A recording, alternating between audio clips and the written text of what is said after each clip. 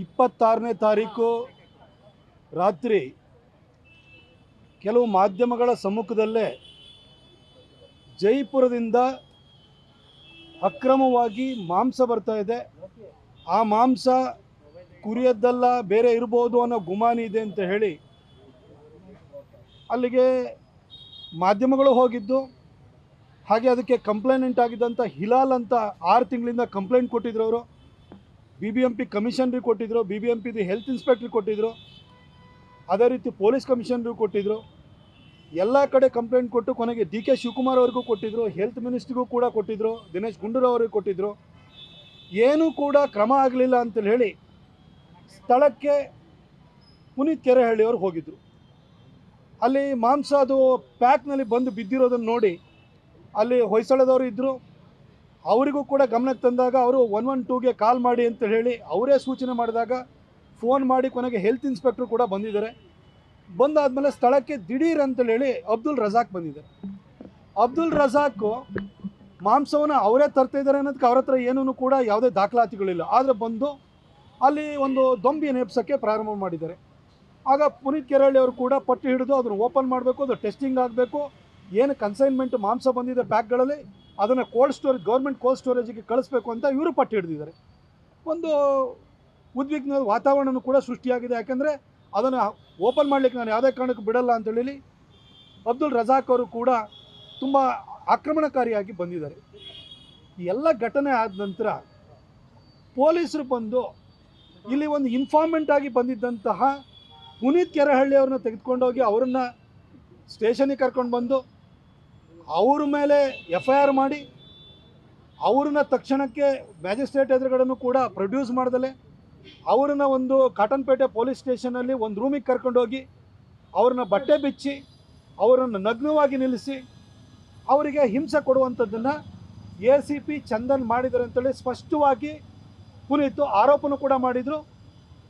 ಹಾಗೆ ಮಾಧ್ಯಮಗಳಲ್ಲೂ ಕೂಡ ಅದು ಪ್ರಕಟನೂ ಕೂಡ ಆಗಿದೆ. ಯಾವುದೇ ಘಟನೆ ನಡೆದಾಗ ಇದೇನು ಟೆರರಿಸ್ಟ್ ಆ್ಯಕ್ಟಿವಿಟೀಸ್ ಅಲ್ಲ. ಆ ಘಟನೆ ನಡೆದಾಗ ಸ್ಥಳಕ್ಕೆ ಪಬ್ಲಿಕ್ ಇಂಟ್ರೆಸ್ಟಿಂದ, ಸಾರ್ವಜನಿಕರ ಹಿತದೃಷ್ಟಿಯಿಂದ ಪುನೀತ್ ಅಲ್ಲಿ ಹೋಗಿದ್ದು. ಹೋಗೋದು ತಪ್ಪ ಹಾಗಾದರೆ?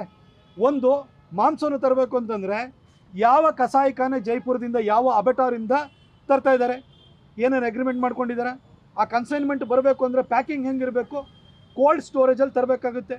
ನೀವು ಥರ್ಮಾಕೋಲಲ್ಲಿ ಐಸ್ ಕ್ಯೂಬನ್ನು ಹಾಕಿಬಿಟ್ಟು ಅದರೊಳಗಡೆ ಮಾಂಸವನ್ನು ತರ್ತಾ ಇದ್ದರೆ ಅದು ತಿನ್ನೋಕ್ಕೆ ಯೋಗ್ಯವಲ್ಲ. ಅದನ್ನು ಕೂಡ ಅದು ಕುರಿನೋ ಅಥವಾ ನಿಮಗೆ ಬೇರೆದೋ ಮಾಂಸನೋ ಅದು ಬೇಡ, ಆದರೆ ಅವ್ರು ತರ್ತಾ ಇರೋಂಥ ರೀತಿಯೇ ತಿನ್ನೋಕ್ಕೆ ಯೋಗ್ಯ ಅಲ್ಲ ಅಂತ ಆಗಿತ್ತು. ಇದ್ರ ಬಗ್ಗೆ ಕ್ರಮ ತೆಗೆದುಕೊಳ್ಬೇಕು. ಮತ್ತು ಅದ್ರ ಮೇಲೆ ಏನು ಅಗ್ರೆಸಿವ್ ಆಗಿ ಬಂದ್ರಲ್ಲ ಅಬ್ದುಲ್ ರಜಾಕ್, ಅವ್ರ ಮೇಲೆ ಕ್ರಮ ಜರುಗಿಸೋದು ಬಿಟ್ಟು ಸಾರ್ವಜನಿಕರ ಹಿತದೃಷ್ಟಿಯಿಂದ ಅಲ್ಲಿಗೆ ಹೋಗಿ ಈ ರೀತಿ ನಡೀತಾ ಇದೆ, ಅಕ್ರಮವಾಗಿ ಒಂದು ಮಾಂಸವನ್ನು ತರ್ತಾ ಇದ್ದಾರೆ ಅನ್ನೋದನ್ನು ಜನಕ್ಕೆ ಮನವರಿಕೆ ಮಾಡಿಕೊಡ್ಲಿಕ್ಕೆ ಹೋದಂತಹ ಪುನೀತ್ ಕೆರೆಹಳ್ಳಿಯವ್ರನ್ನ ಅನಾಮತಿ ಕರ್ಕೊಂಡು ಬಂದು ಇವತ್ತು FIR ಹಾಕಿದ್ದಾರೆ. ಮಾಧ್ಯಮಗಳಲ್ಲೂ ಕೂಡ ಅಬ್ದುಲ್ ರಜಾಕ್ ನಡ್ಕೊಂಡಿದ್ದ ರೀತಿಯನ್ನು ಅವತ್ತು ಒಂದು ರೌಡಿಸಮ್ ಮಾಡಿದ್ದನ್ನು ಕೂಡ ನೋಡಿದ್ದಾರೆ. ಆದರೆ ಇವತ್ತವರೆಗೂ FIR ಕೂಡ ಹಾಕಲಿಲ್ಲ ಅಬ್ದುಲ್ ರಜಾಕ್ ಮೇಲೆ. ಅದಕ್ಕೋಸ್ಕರ ಇವತ್ತು ನಾವು ಬಂದಿದ್ದು, ಒಂದು ಯಾವುದೇ ವ್ಯಕ್ತಿ ಮೇಲೆ FIR ಆದ ಕೂಡಲೇ ಇಮಿಡಿಯೇಟಾಗಿ ಮ್ಯಾಜಿಸ್ಟ್ರೇಟಿಗೆ ಅದರ ಒಂದು ಮಾಹಿತಿ ಹೋಗಬೇಕು. ಆಮೇಲೆ ತಕ್ಷಣಕ್ಕೆ ಮ್ಯಾಜಿಸ್ಟ್ರೇಟ್ ಎದುರುಗಡೆ ಅವ್ರನ್ನ ಪ್ರೊಡ್ಯೂಸ್ ಮಾಡಬೇಕು. ಯಾವುದೇ ಕಾರಣಕ್ಕೂ ಕೂಡ ಟಾರ್ಚರ್ ಮಾಡಲಿಕ್ಕೆ ಕಾನೂನಲ್ಲಿ ಅವಕಾಶನೇ ಇಲ್ಲ. ಹಾಗಿದ್ಮೇಲೆ ಯಾಕೆ ಬಟ್ಟೆನ ಬಿಚ್ಚಿಸಿದ್ರು? ಅದಕ್ಕೋಸ್ಕರವಾಗಿ ನಾನು ನಿನ್ನೆ ಟ್ವೀಟನ್ನು ಕೂಡ ಹಾಕಿದ್ದೆ. ಇವತ್ತು ನೇರವಾಗಿ ಬಂದು ಪೊಲೀಸ್ ಕಮಿಷನರ್ಗೆ ನಮ್ಮ ಬೆಳ್ತಂಗಡಿಯ ಶಾಸಕರಾಗಿರುವಂತಹ ಹರೀಶ್ ಪೂಂಜಾ ಅವರು ಬಂದರು, ಹಾಗೆ ಪುನೀತ್ ಕೆರೆಹಳ್ಳಿ ಅವ್ರನ್ನ ಜೊತೆ ಕರ್ಕೊಂಡು ಬಂದು ಕಂಪ್ಲೇಂಟ್ ಕೊಟ್ಟಿರುವಂಥ ಹಿಲಾಲ್ ಅವ್ರನ್ನ ಜೊತೆ ಕರ್ಕೊಂಡ್ಬಂದಿದ್ದೀವಿ. ನಮ್ಮ ಅಡ್ವೊಕೇಟ್ ಆಗಿರುವಂತಹ ಹರ್ಷ ಮುತಾಲಿಕ್ ಅವರು ಕೂಡ ಬಂದು ನಾವು ಇದುವರೆಗೂ ಕೂಡ ನಮ್ಮ DCP ಅವ್ರ ಹತ್ರ ಮಾತನಾಡಿದ್ದು. ಶೇಖರ್ ಅವ್ರು ಬಂದಿದ್ದರು, ಇಲ್ಲಿನ DCP ವೆಸ್ಟ್ ಅವರಿಲ್ಲ, ಅವ್ರ ಬದಲಿಗೆ ಪೊಲೀಸ್ ಕಮಿಷನರ್ ಹತ್ರ ಮಾತಾಡಿದ ಕೂಡಲೇ ಶೇಖರ್ ಅವ್ರನ್ನ ಕಳಿಸ್ಕೊಟ್ಟಿದ್ದು. ಅವರಿಗೆ ನಮ್ಮ ಎಲ್ಲ ವಿಚಾರಗಳನ್ನು ಹೇಳಿದ್ದೀವಿ.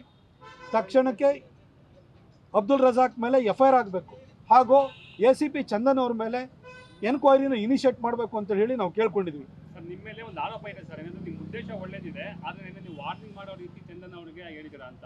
ನೀವು ಇರಬೇಕು ಅಂತ ಹೇಳಿದ್ದೀನಿ. ನೀವು ಇರಬೇಕು ಅಂತಂದರೆ ನೀನು ಅಂತಿಲ್ಲ ಸರ್, ದಯವಿಟ್ಟು ಪ್ಲೀಸ್. ನಿಮ್ಮ ಹತ್ರ ಮೊಬೈಲ್ ಇದ್ದರೆ ತೆಗೆದು ನೋಡ್ಬಿಡಿ. ನೀನು ಅಂತ ನಾನು ಬರೆಯಲ್ಲ ಸರ್, ನಾನೊಬ್ಬ ಪತ್ರಕರ್ತನಾಗಿದ್ದವನು. ವಾರ್ನಿಂಗ್ ನಾನೇನು ಕೊಡೋಕ್ಕೆ ಹೋಗಿಲ್ಲ. ನಮಗೆ ಪೊಲೀಸರಿಗೆ ಯಾವ ರೀತಿ ಕಾನೂನು ಬಾಹಿರ ಚಟುವಟಿಕೆಗಳನ್ನು ಅಥವಾ ಕಾನೂನು ಸುವ್ಯವಸ್ಥೆನ ಕಾಪಾಡುವಂತಹ ಹಕ್ಕಿದೆಯೋ ಪೊಲೀಸರು ಎಲ್ಲೋ ಒಂದೊಂದ್ಸರಿ ಆಡಳಿತ ವ್ಯವಸ್ಥೆ ಲೋಪವನ್ನು ಎಸಗಿದಾಗ ಪ್ರಶ್ನೆ ಮಾಡುವಂಥ ಹಕ್ಕು ಸಾರ್ವಜನಿಕವಾಗಿ ನಮಗೂ ಕೂಡ ಇರುತ್ತೆ, ಯಾರಿಗೂ ವಾರ್ನಿಂಗ್ ಅಲ್ಲ. ಆಮೇಲೆ ಇನ್ನೊಂದು ಹೇಳ್ತೀನಿ, ಈ ಹಿಂದೆ ನಮ್ಮ ಸರ್ಕಾರ ಇರುವಂಥ ಸಂದರ್ಭದಲ್ಲೇ ಡಿ ಜಿ ಅವ್ರಿಗೂ ಲೆಟ್ರ್ ಬರೆದಿದ್ದೆ, ಚೀಫ್ ಸೆಕ್ರೆಟರಿ ಅವ್ರಿಗೆ ಲೆಟ್ರ್ ಬರೆದಿದ್ದೆ. ಯಾವುದೇ ಪೊಲೀಸ್ ಅಧಿಕಾರಿಗಳು ಈ ಮೀಡಿಯಾಗಳಿಗೆ ಹೋಗಿ ಸ್ಟೇಟ್ಮೆಂಟ್ ಕೊಡುವಂಥದ್ದು, ಹೀರೋಯಿಸಮ್ ತೋರಿಸೋಂಥದ್ದು, ರೀಲ್ಗಳು ಮಾಡುವಂಥದ್ದು ಅಥವಾ ಫೇಸ್ಬುಕ್ನಲ್ಲಿ ಬಂದು ಪ್ರವಚನ ಕೊಡುವಂಥದ್ದು ಇವ್ಯಾವ ಮಾಡೋಂಗಿಲ್ಲ ಅಂತ ಹೇಳ್ಬಿಟ್ಟು ಚೀಫ್ ಸೆಕ್ರೆಟರಿ ವಂದಿತಾ ಶರ್ಮಾ ಅವರು ಇರಬೇಕಾದ್ರೆ ಆರ್ಡರ್ನು ಕೂಡ ಇಶ್ಯೂ ಮಾಡಿದ್ದಾರೆ. ಅದು ಚಂದನ್ ಅವ್ರಿಗೆ ಕೂಡ ನೆನಪಲ್ಲಿ ಇರಬೇಕಾಗುತ್ತೆ.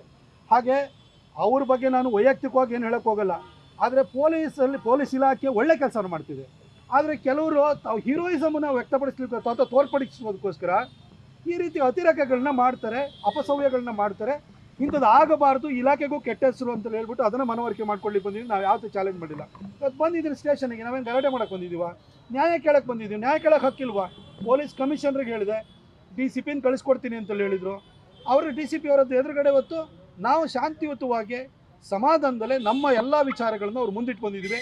ಇದುವರೆಗೂ ಯಾಕಾಗಿ ಅಬ್ದುಲ್ ರಜಾಕ್ ಅವ್ರನ್ನ ಅರೆಸ್ಟ್ ಮಾಡಿಲ್ಲ ಅಂತ ನಾವು ಕೇಳಿದ್ವಿ. ಈಗ ಆ ಮಾಂಸದ ಬಗ್ಗೆ ಅನುಮಾನ ಇದೆ, ಅದ್ರ ತನಿಖೆ ಆಗಲಿ, ಟೆಸ್ಟಿಂಗ್ ಆಗಲಿ, ಫುಡ್ ಇನ್ಸ್ಪೆಕ್ಟರ್ ಅದ್ರ ಬಗ್ಗೆ ವರದಿನೂ ಕೊಡಲಿ, ಮುಗೀತು. ನಾವು ಅದಕ್ಕಿಂತ ಜಾಸ್ತಿ ಯಾರಿಗೂ ಧಮಕಿ ಹಾಕಕ್ಕೆ ಬಂದಿಲ್ಲ. ಆದರೆ ಹೋಮ್ ಮಿನಿಸ್ಟರ್ ಮೇಕೆ ಮಾಂಸ ಅದು ಅಂತ ಹೇಳಿದ್ದಾರೆ. ಈಗ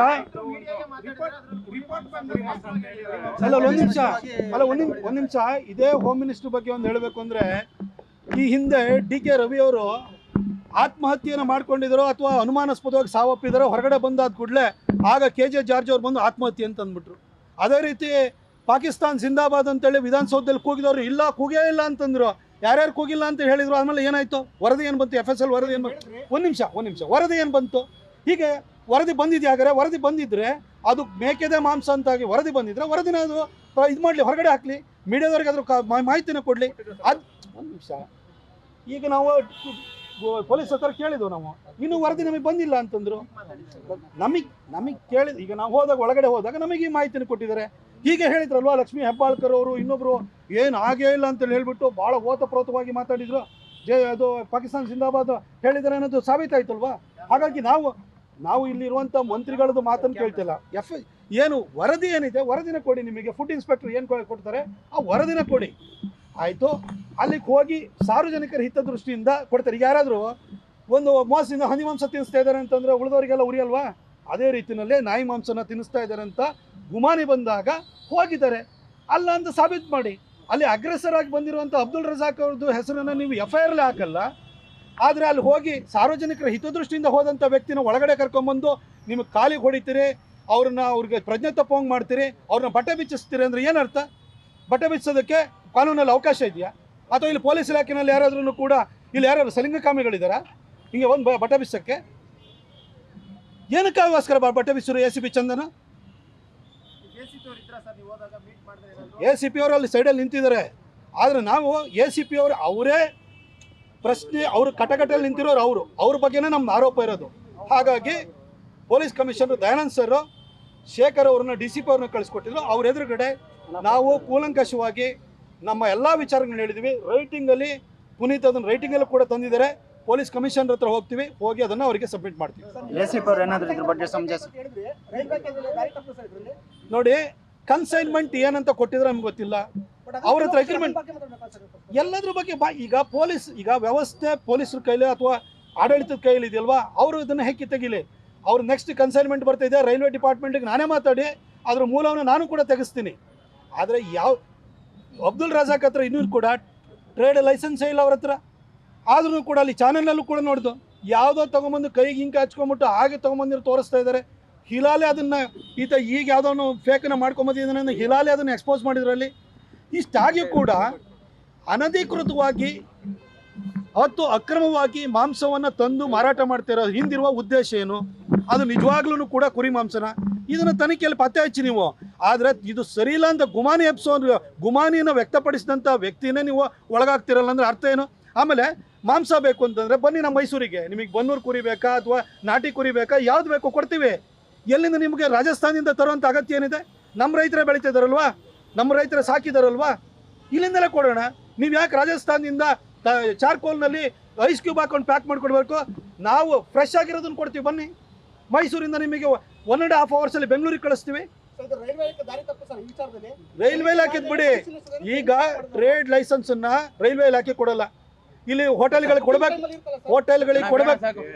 ಹೋಟೆಲ್ಗಳಿಗೆ ಕೊಡಬೇಕಾಗಿರೋರು ಇಲ್ಲಿನ BBMP ಟ್ರೇಡ್ ಲೈಸೆನ್ಸ್ ಕೊಡುವಂಥದ್ದು ದಯವಿಟ್ಟು ಅರ್ಥ ಮಾಡ್ಕೊಳ್ಳಿ. ಯಾರು ಕೊಟ್ಟಿದ್ರೆ, ಎಲ್ಲಿಂದ ಅದ್ರದ್ದು ಮೂಲನೇ ಗೊತ್ತಿಲ್ದಲೆ, ಅಲ್ಲಿ ಶಾಪೇ ಇಲ್ದಲೆ ನೀವು ತರಿಸೋದಕ್ಕೆ ಹೆಂಗೆ ಟ್ರೇಡ್ ಲೈಸೆನ್ಸ್ ಕೊಟ್ಟಿದ್ರಿ? ಅದು ಟ್ರೇಡ್ ಲೈಸೆನ್ಸ್ ಕೂಡ ಅವತ್ತನ ಹತ್ರ ಇಲ್ಲ. ಹಾಗಾಗಿ ಕ್ರಮ ಕೈಗೊಳ್ಳಿ ಅಂತ ಹೇಳಿದ್ವಿ ಅಷ್ಟೇ. ಈಗ ರಜಾಕರ್ ಮೇಲೆ FIR ನಲ್ಲಿ ನಾವು ಸೇರಿಸ್ತೀವಿ ಅಂತ ಹೇಳಿದ್ದಾರೆ. ಕುಮಾರಸ್ವಾಮಿ ಅವರು ಸ್ಟೇಟ್ಮೆಂಟ್ ಕೊಟ್ಟಿದ್ದಾರೆ, ನಮ್ಮ ಕುಟುಂಬಕ್ಕೆ ವಿಷ ಆಗ್ದವ್ರನ್ನ ಪಕ್ಕದಲ್ಲಿ ಕೂರಿಸ್ಕೊಂಡಿದ್ದಾರೆ ಅಂತ. ಸೊ ಅದ್ರ ಬಗ್ಗೆ ಏನ್ ಹೇಳ್ತೀರಾ ಸರ್? ನಮಗೆ ಇವತ್ತು ಪುನೀತ್ ಕೆರಹಳ್ಳಿ ಅವರು ನಮ್ಮ ರಾಷ್ಟ್ರೀಯತೆಯನ್ನ, ರಾಷ್ಟ್ರ ಚಿಂತನೆಯನ್ನ, ರಾಷ್ಟ್ರದ ಬಗ್ಗೆ ಕಾಳಜಿಯನ್ನು ಇಟ್ಕೊಂಡು ಹೋರಾಟ ಮಾಡ್ತಿರೋ ಒಬ್ಬ ಕಾರ್ಯಕರ್ತ, ಆತನಿಗೆ ಈ ರೀತಿ ದೌರ್ಜನ್ಯ ಆಗಿರೋದು ವಿರುದ್ಧವಾಗಿ ಹರೀಶ್ ಪೂಂಜಿ ಅವರು ನನಗೆ ಅದ್ರ ಬಗ್ಗೆ ಗೊತ್ತಿಲ್ಲ. ನಾವು ನನ್ನ ಸಂಜೆಯಿಂದಲೂ ಕೂಡ ಇದೇ ವಿಷಯದಲ್ಲಿ ನಾವು ಬ್ಯುಸಿ ಆಗಿದ್ದೀವಿ. ಹಾಗಾಗಿ ಅದನ್ನು ತಿಳ್ಕೊಂಡ್ಬಿಟ್ಟು ನಾನು ಖಂಡಿತ ಕಾಮೆಂಟ್ ಮಾಡ್ತೀನಿ. ಗ್ಯಾರಂಟಿ ನ್ಯೂಸ್, ಸುದ್ದಿ ಖಚಿತ, ನ್ಯಾಯ ನಿಶ್ಚಿತ.